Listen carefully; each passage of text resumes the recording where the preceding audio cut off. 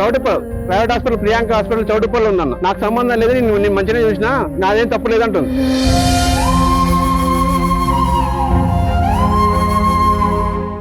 ఇక్కడ చూపించుకున్న ప్రతి ఒక్కరు ఖచ్చితంగా చౌటుప్పల్ స్కాన్ తీసుకోవాల్సింది. ఈ పేషెంట్ ని ఈ ఒక్క రోజు కాదు, దగ్గర 6 నెలల సంది అబ్జర్వేషన్ ఉంది. పేషెంట్ అబ్జర్వేషన్ ఉంది. బ్లడ్ లెవెల్ ఎంతో తెలియదు ఆమెకి. బ్లడ్ లెవెల్ వెళ్ళకుండా ఆపరేషన్ చేసి కనీసం ఒక 12 hours కూడా అబ్జర్వేషన్ లేకుండా ఆపరేషన్ చేసిన ఒక అర్ధగంట సేపట్లో గంట సేపట్లో ఆమె వెళ్ళిపోయింది చౌటుప్పల్. మళ్ళీ ప్రైవేట్ క్లినిక్ పోయింది. ఈ పేషెంట్ ఆపరేషన్ చేసిన పేషెంట్ కండిషన్ ఎట్లుంది, బీపీ లెవెల్ ఎట్లుంది, బ్లడ్ ఎట్లుంది, అన్ని చెక్ చేయకుండా ఆమెతో ఆమె వెళ్ళిపోయింది.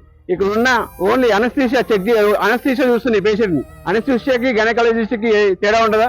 దానివల్ల ఏమైంది, ఆ నిర్లక్ష్యం వల్ల పేషెంట్ అనేది చనిపోవడం జరిగింది. బ్లడ్ లెవెల్ పూర్తిగా తగ్గిపోయి సీరియస్ అయినాక క్యాండిడేట్ అనేది ఆమె పూర్తిగా క్షీణించిపోయింది. బ్లడ్ లెవెల్ లేకపోవడం వల్ల అనారోగ్యానికి గురై నల్గొండకు రిఫర్ దారి మధ్యలోనే ఆమె చనిపోవడం జరిగింది. ఆమె ప్రైవేట్ హాస్పిటల్ ఆమె చూపించిన రిపోర్ట్స్ అన్నవి ఆమెకారు చూపించిన రిపోర్ట్సే ఈ కావాలంటే చూసుకోండి. Choutuppal private hospital Priyanka hospital Choutuppal ఉందన్న.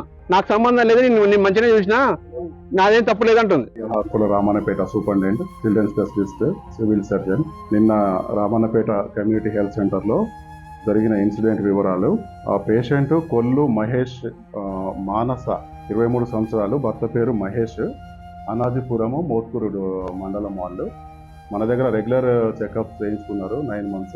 ఈమె డెలివరీ టైం దగ్గర పడిందని గైనకాలజిస్ట్ గారు 4వ తారీఖు సాయంత్రం 7:20 మన హాస్పిటల్లో, అంటే ఆపరేషన్ చేసి ఒక రోజు ముందు అడ్మిట్ చేస్తారు, జాయిన్ అయ్యారు. నెక్స్ట్ డే 5వ తారీఖు మార్నింగ్ 11:45 ఆ టైంకు సిజేరియన్ చేశారు. 2వ కాన్పు ఆడపిల్ల. పాప ఆపరేషన్ అయినప్పటి నుంచి సాయంత్రం 7:38 వరకు పేషెంట్ కండిషన్ బాగానే ఉంది. డ్యూటీలో ఉన్న డాక్టర్ లింగం యాదవ్, అనస్థీషియా డాక్టర్, అతను పేషెంట్ కండిషన్ మానిటర్ చేసుకుంటూ పేషెంట్కు బీపీ కొంచెం డ్రాప్ అయినట్టు అనిపిస్తే దానికి సంబంధించిన ఆయనకు తెలిసిన ట్రీట్మెంట్ మేడం గారిని అడిగి ట్రీట్మెంట్ ఇచ్చుకుంటూ మెయింటైన్ చేశాడు. ఒకనొక స్టేజ్లో కొంచెం బ్లడ్ హిమోగ్లోబిన్ తగ్గినట్టు అనిపించింది, పేషెంట్ ఫెయిలర్ అయినట్టు అనిపించింది. హిమోగ్లోబిన్ టెస్ట్ చేపిస్తే 6.9కి వచ్చింది. ఆపరేషన్ బిఫోర్ 9.8 ఉండే. బ్లడ్ తగ్గింది కదా అని చెప్పి బ్లడ్ ఎక్కించుకోవాల్సి వస్తుంది అని చెప్పి పేషెంట్ వాళ్ళకు కౌన్సిలింగ్ చేసి నల్లగొండకు మన అంబులెన్స్లో పంపిద్దామని రెడీ చేస్తున్న టైంలో అంబులెన్స్ ఎక్కిస్తుంటే పేషెంట్ సడన్గా ఆయాసం అని చెప్పి సడన్గా కొలాప్స్ అయ్యడం జరిగింది.